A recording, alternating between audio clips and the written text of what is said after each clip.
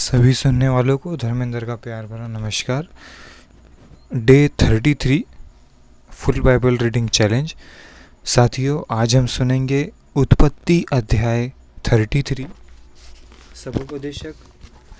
सबोपदेशक अध्याय 2, मरकुस अध्याय 5, भजन संहिता 65 और 66।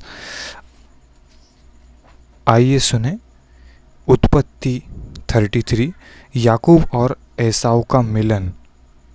याकूब ने आंखें उठाकर यह देखा कि एसाव 400 पुरुष संग लिए हुए चला आता है।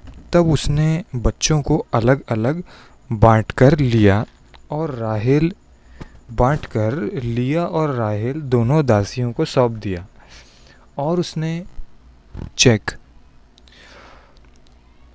और उसने सबसे आगे लड़कों समेत दासियों को, उसके पीछे लड़कों समेत लिया को और सब के पीछे राहेल और यूसुफ को रखा।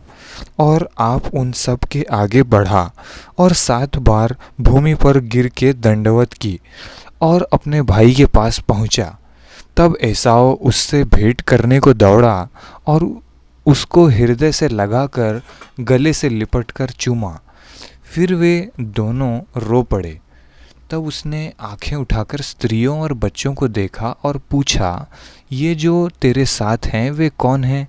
उसने कहा, ये तेरे दास के लड़के हैं जिन्हें परमेश्वर के अनुग्रह करके मुझको दिया है। तब लड़कों समेत दासियों ने निकट आकर दंडवत किया। फिर लड़कों समेत लिया निकट आई और उन्होंने भी दंडवत किया। अंत में यूसुफ और राहेल ने भी निकट आकर दंडवत किया।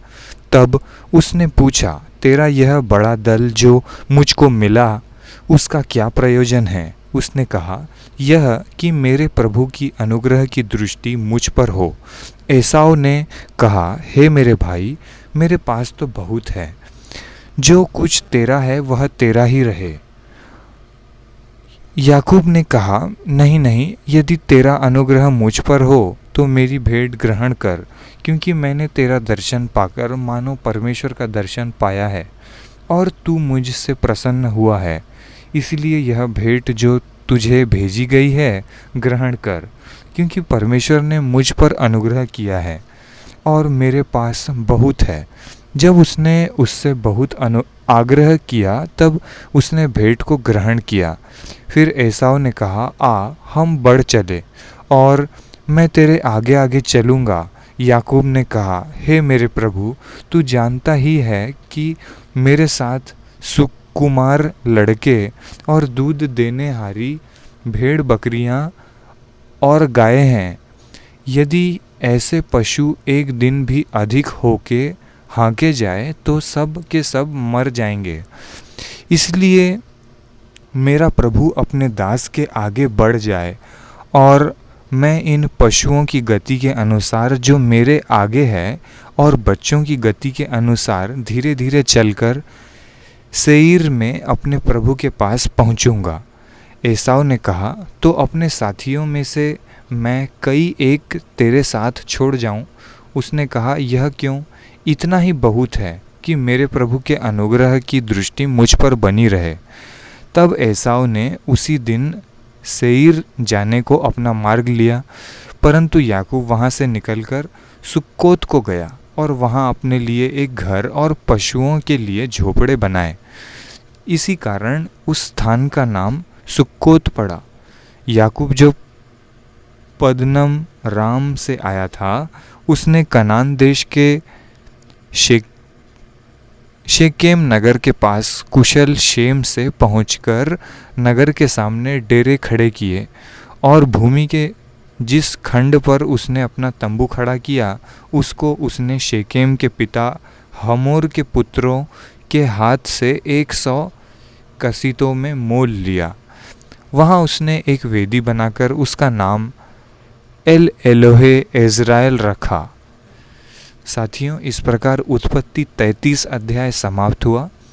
मेरा ये एक चीज़ बोलना है, यदि हमको मौका मिल रहा है परमेश्वर का वचन पढ़ने का या सुनने का, तो क्यों ना हम इस मौके को और इस समय का फ़ायदा लें और उठाएं,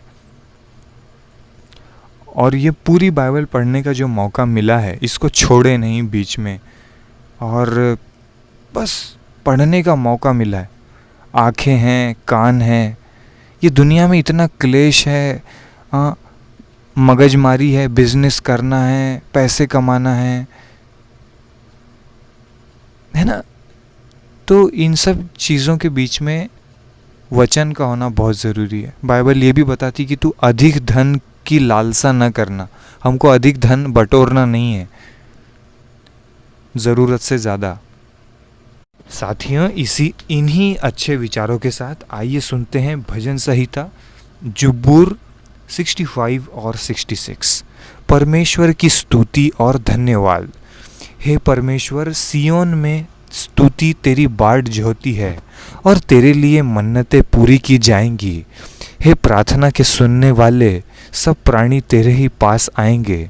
अधर्म के काम मुझ पर प्रबल हुए हैं, हमारे अपराधों को तू ढाँप देगा। क्या ही धन्य है वह जिसको तू चुनकर अपने समीप आने देता है, कि वह तेरे आंगनों में वास करे। हम तेरे भवन के अर्थात तेरे पवित्र मंदिर के उत्तम उत्तम पदार्थों से तृप्त होंगे। हे हमारे उद्धारकर्ता परमेश्वर, हे पृथ्वी के सब दूर दूर देशों के और दूर के समुद्र पर के रहने वालों के आधार, तू धर्म से किए हुए भयानक कामों के द्वारा हमें मुँह मांगा वर देगा। तू जो पराक्रम का फेंटा कसे हुए अपनी सामर्थ्य से पर्वतों को स्थिर करता है, तू जो समुद्र का महाशब्द, उसकी तरंगों का महाशब्द और देश देश के लोगों का कोलाहल शांत करता है, इसीलिए दूर दूर देशों के रहने वाले तेरे चिन्ह देखकर डर गए हैं। तू उदयाचल और अस्ताचल दोनों से जय जयकार कराता है। तू भूमि की सुधि लेकर उसको सींचता है, तू उसको बहुत फलदायक करता है। परमेश्वर की नदी जल से भरी रहती है। तू पृथ्वी को तैयार करके मनुष्यों के लिए अन्न को तैयार करता है। तू रेघारियों को भली भांति सींचता है और उनके बीच की मिट्टी को बैठाता है। तू भूमि को मेंह से नरम करता है और उसकी उपज पर आशीष देता है। अपनी भलाई से भरे हुए वर्ष पर तूने मानो मुकुट रखा है। तेरे मार्गों में उत्तम उत्तम पदार्थ पाए जाते हैं। जंगल की चराइयों में हरियाली फूट पड़ती है और पहाड़ियाँ हर्ष का फेटा बांधे हुए हैं। चराइयाँ भेड़ बकरियों से भरी हुई है और तराइयाँ अन्न से ढपी हुई हैं। वे जय जयकार करती और गाती भी हैं। धन्यवाद, ज्ञापन और स्तुति का गीत। 66 भजन संहिता। हे सारी पृथ्वी के लोगों, परमेश्वर के लिए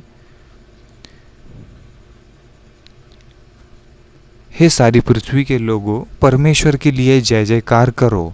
उसके नाम की महिमा का भजन गाओ। उसकी स्तुति करते हुए उसकी महिमा करो।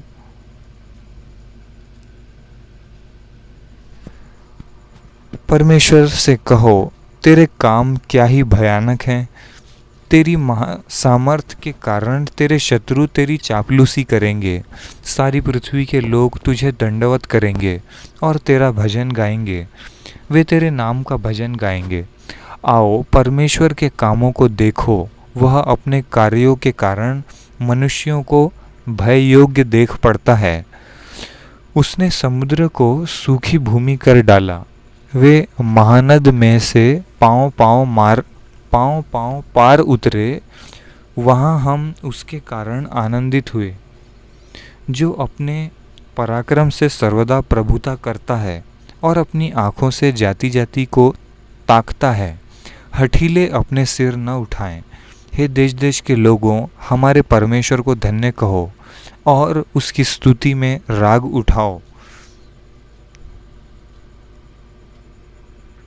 जो हमको जीवित रखता है और हमारे पाँव को टलने नहीं देता, क्योंकि हे परमेश्वर, तूने हमको जांचा, तूने हमें चांदी के समान ताया था। तूने हमको जाल में फंसाया और हमारी कटी पर भारी बोझ बांधा था। तूने घुड़चढ़ों को हमारे सिरों के ऊपर से चलाया। हम आग और जल से होकर गए, परंतु तूने हमको उबार के सुख से भर दिया है। मैं होमबलि लेकर तेरे भवन में आऊँगा।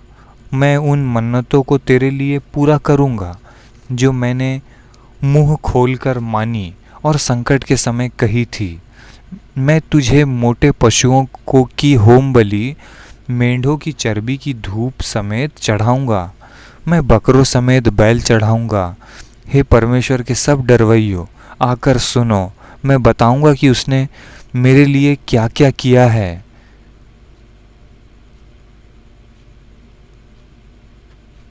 मैंने उसको पुकारा और उसी का गुणानुवाद मुझसे हुआ। यदि मैं मन में अनर्थ की बात सोचता तो प्रभु मेरी न सुनता, परंतु परमेश्वर ने तो सुना है। उसने मेरी प्रार्थना की ओर ध्यान दिया है। धन्य है वह परमेश्वर जिसने न तो मेरी प्रार्थना अनसुनी की और न मुझ से अपनी करुणा दूर कर दी है। साथियों, 65 और 66 भजन संहिता कंप्लीट हुआ।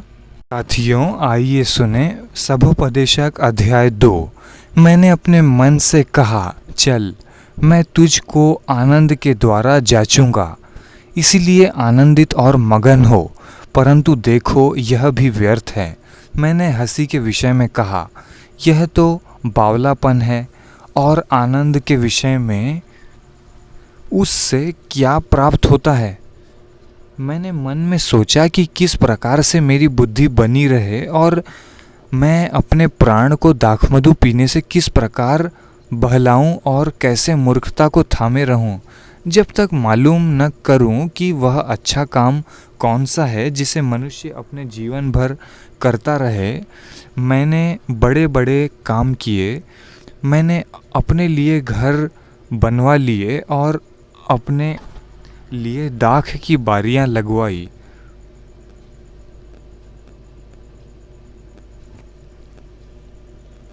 मैंने अपने लिए बारियां और बाग लगवा लिए और उसमें भांति भांति के फलदायी वृक्ष लगाए। मैंने अपने लिए कुंड खुदवा लिए कि उनसे वह वन सींचा जाए जिसमें पौधे लगाए जाते थे। मैंने दास और दासियां मोल ली और मेरे घर में दास भी उत्पन्न हुए, और जितने मुझसे पहले यरूशलेम में थे उनसे कहीं अधिक गाय बैल और भेड़ बकरियों का मैं स्वामी था। मैंने चांदी और सोना और राजाओं और प्रांतों के बहुमूल्य पदार्थों का भी संग्रह किया। मैंने अपने लिए गायकों और गायिकाओं को रखा और बहुत सी कमीनियां भी।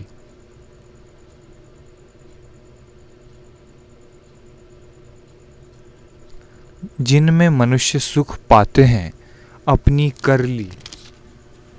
इस प्रकार मैं अपने से पहले के सब यरूशलेम वासियों से अधिक महान और धनाढ्य हो गया।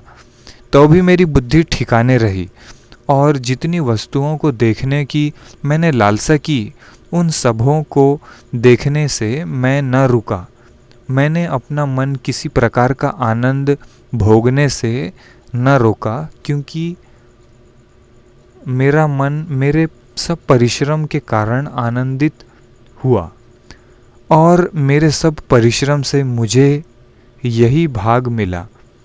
तब मैंने फिर से अपने हाथों के सब कामों को और अपने सब परिश्रम को देखा, तो क्या देखा कि सब कुछ व्यर्थ और वायु को पकड़ना है और संसार में कोई लाभ नहीं।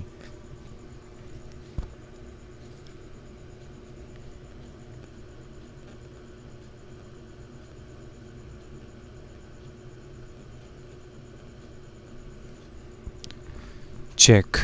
फिर मैंने अपने मन को मोड़ा कि बुद्धि और बावलेपन और मूर्खता के कार्यों को देखूं, क्योंकि जो मनुष्य राजा के पीछे आएगा वह क्या करेगा? केवल वही जो होता चला आया है। तब मैंने देखा कि उजियाला अंधियारे से कितना उत्तम है, उतना बुद्धि भी मूर्खता से उत्तम है। जो बुद्धिमान है उसके सिर में आंखें रहती हैं, परंतु मूर्ख अंधियारे में चलता है। तो भी मैंने जान लिया कि दोनों की दशा एक सी होती है। तब मैंने मन में कहा, जैसी मूर्ख की दशा होगी वैसी ही मेरी भी होगी। फिर मैं क्यों अधिक बुद्धिमान हुआ, और मैंने मन में कहा कि यह भी व्यर्थ ही है, क्योंकि न तो बुद्धिमान का और न मूर्ख का स्मरण सर्वदा बना रहेगा, परंतु भविष्य में सब कुछ भुला दिया जाएगा। बुद्धिमान कैसे मूर्ख के समान मरता है। इसलिए मैंने अपने जीवन से घृणा की, क्योंकि जो काम संसार में किया जाता है मुझे बुरा मालूम हुआ, क्योंकि सब कुछ व्यर्थ और वायु को पकड़ना है। मैंने अपने सारे परिश्रम के प्रतिफल से, जैसे मैंने धरती पर किया था, घृणा की, क्योंकि अवश्य है कि मैं उसका फल उस मनुष्य के लिए छोड़ जाऊं जो मेरे बाद आएगा। यह कौन जानता है कि वह मनुष्य बुद्धिमान होगा या मूर्ख। तो भी धरती पर जितना परिश्रम मैंने किया और उसके लिए बुद्धि प्रयोग की, उस सब का वही अधिकारी होगा। यह कौन जानता है कि वह मनुष्य बुद्धिमान होगा या मूर्ख। तो भी धरती पर जितना परिश्रम मैंने किया और उसके लिए बुद्धि प्रयोग की, उस सब का वही अधिकारी होगा। यह भी व्यर्थ ही है। तब मैं अपने मन में उस सारे परिश्रम के विषय जो मैंने धरती पर किया था निराश हुआ, क्योंकि ऐसा मनुष्य भी है जिसका कार्य परिश्रम और बुद्धि और ज्ञान से होता है और सफल भी होता है। तो भी उसको ऐसे मनुष्य के लिए छोड़ जाना पड़ता है जिसने उसमें कुछ भी परिश्रम न किया हो। यह भी व्यर्थ और बहुत ही बुरा है। मनुष्य जो धरती पर मन लगाकर परिश्रम करता है, उससे उसका क्या लाभ होता है? उसके सब दिन तो दुखों से भरे रहते हैं और उसका काम खेद के साथ होता है। रात को भी उसका मन चैन नहीं पाता। यह भी व्यर्थ ही है। मनुष्य के लिए खाने पीने और परिश्रम करते हुए अपने जीव को सुखी रखने के सिवाय और कुछ भी अच्छा नहीं। मनुष्य के लिए खाने पीने और परिश्रम करते हुए अपने जीव को सुखी रखने के सिवाय और कुछ भी अच्छा नहीं। मैंने देखा कि यह भी परमेश्वर की ओर से मिलता है, क्योंकि खाने पीने और सुख भोगने में मुझसे अधिक समर्थ कौन है। जो मनुष्य परमेश्वर की दृष्टि में अच्छा है, उसको वह बुद्धि और ज्ञान और आनंद देता है, परंतु पापी को वह दुख भरा काम ही देता है कि वह उसको देने के लिए संचय करके ढेर लगाए। जो परमेश्वर की दृष्टि में अच्छा हो, यह भी व्यर्थ और वायु को पकड़ना है। सभोपदेशक अध्याय 2 समाप्त हुआ। आइए सुने मरकुस अध्याय 5, दुष्ट आत्मा ग्रस्त व्यक्ति को चंगा करना। वे झील के पार गिरासेनियों के देश में पहुँचे। जब वह नाव पर से उतरा तो तुरंत एक मनुष्य जिसमें अशुद्ध आत्मा थी कब्रों से निकलकर उसे मिला। वह कब्रों में रहा करता था और कोई उसे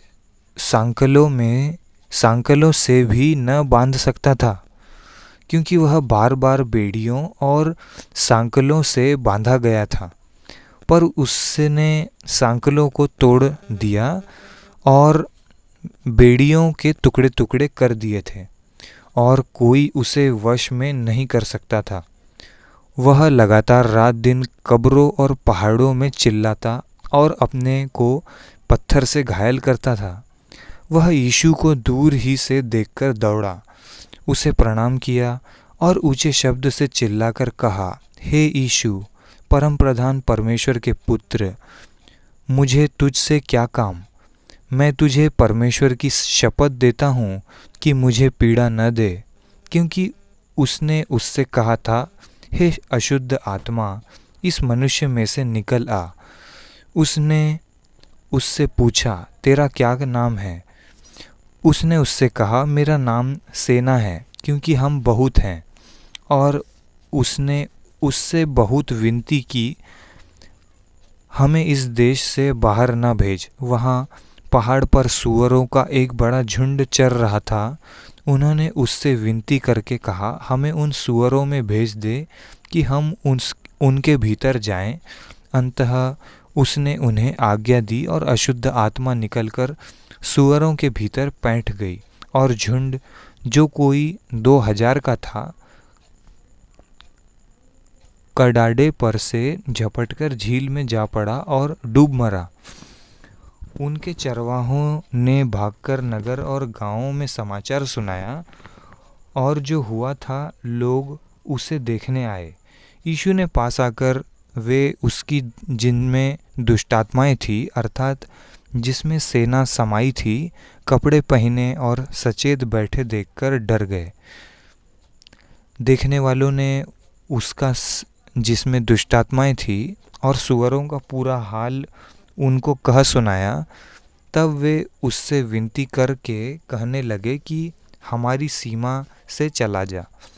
जब वह नाव पर चढ़ने लगा तो वह जिसमें पहले दुष्टात्माएं थी उससे विनती करने लगा, मुझे अपने साथ रहने दे। परंतु उसने उसे आज्ञा न दी और उससे कहा, अपने घर जाकर अपने लोगों को बता कि तुझ पर दया करके प्रभु ने तेरे लिए कैसे बड़े काम किए हैं। वह जाकर दिकापुलिस में इस बात का प्रचार करने लगा कि यीशु ने मेरे लिए कैसे बड़े काम किए, और सब लोग अचंभा करते थे। याईर की मृत पुत्री और एक रोगी स्त्री। जब यीशु फिर नाव से पार गया तो एक बड़ी भीड़ उसके पास इकट्ठी हो गई। वह झील के किनारे ही था कि याईर नामक आराधनालय के सरदारों में से एक आया और उसे देखकर उसके पांव पर गिरा और यह कहकर उससे बहुत विनती की, मेरी छोटी बेटी मरने पर है, तू आकर उस पर हाथ रख कि वह चंगी होकर जीवित रहे। तब वह उसके साथ चला और बड़ी भीड़ उसके पीछे हो ली, यहाँ तक कि लोग उस पर गिरे पड़ते थे। एक स्त्री थी जिसको 12 वर्ष से लहू बहने का रोग था। उसने बहुत वैद्यों से बड़ा दुख उठाया और अपना सब माल व्यय करने पर भी उसे कुछ लाभ न हुआ था, परंतु और भी रोगी हो गई थी। वह यीशु की चर्चा सुनकर भीड़ में उसके पीछे से आई और उसके वस्त्रों को छू लिया, क्योंकि वह कहती थी, यदि मैं उसके वस्त्र ही को छू लूँगी तो चंगी हो जाऊँगी। और तुरंत उसका लहू बहना बंद हो गया और उसने अपनी देह में जान लिया कि मैं उस बीमारी से अच्छी हो गई हूँ। यीशु ने तुरंत अपने में जान लिया कि मुझे में से सामर्थ निकली है और भीड़ में पीछे फिरकर पूछा, मेरा वस्त्र किसने छुआ? उसके चेलों ने उससे कहा, तू देखता है कि भीड़ तुझ पर गिरी पड़ती है और तू कहता है कि किसने मुझे छुआ? तब उसने उसे देखने के लिए जिसने यह काम किया था चारों ओर दृष्टि की। तब वह स्त्री यह जानकर कि मेरी कैसी भलाई हुई है, डरती और कांपती हुई आई और उसके पांव पर गिरकर उससे सब हाल सच सच कह दिया। उसने उससे कहा, पुत्री, तेरे विश्वास ने तुझे चंगा किया है, कुशल से जा और अपनी इस बीमारी से बची रह। वह यह कह ही रहा था कि आराधनालय के सरदार के घर से लोगों ने आकर कहा, तेरी बेटी तो मर गई, अब गुरु को क्यों दुख देता है। जो बात वे कह रहे थे उसको यीशु ने अनसुनी करके आराधनालय के सरदार से कहा, मत डर, केवल विश्वास रख। और उसने पतरस और याकूब के भाई यूहन्ना को छोड़ अन्य किसी को अपने साथ आने न दिया। आराधनालय के सरदार के घर में पहुंचकर उसने लोगों को बहुत रोते और चिल्लाते देखा। तब उसने भीतर जाकर उनसे कहा, तुम क्यों हल्ला मचाते और रोते हो? लड़की मरी नहीं परंतु सो रही है। वे उसकी हंसी करने लगे, परंतु उसने सब को निकालकर लड़की के माता पिता और अपने साथियों के साथ भीतर जहाँ लड़की पड़ी थी गया और लड़की का हाथ पकड़कर उससे कहा, तलीता कुमी, जिसका अर्थ है, हे लड़की, मैं तुझसे कहता हूँ उठ। और लड़की तुरंत उठकर चलने फिरने लगी, क्योंकि वह 12 वर्ष की थी। इस पर लोग बहुत चकित हो गए। फिर उसने उन्हें चिताकर आज्ञा दी कि यह बात कोई जानने न पाए और कहा, इसे कुछ खाने को दो। मरकुस अध्याय 5 समाप्त हुआ डे 33 के लिए। प्रभु आपको बहुत आशीष दे।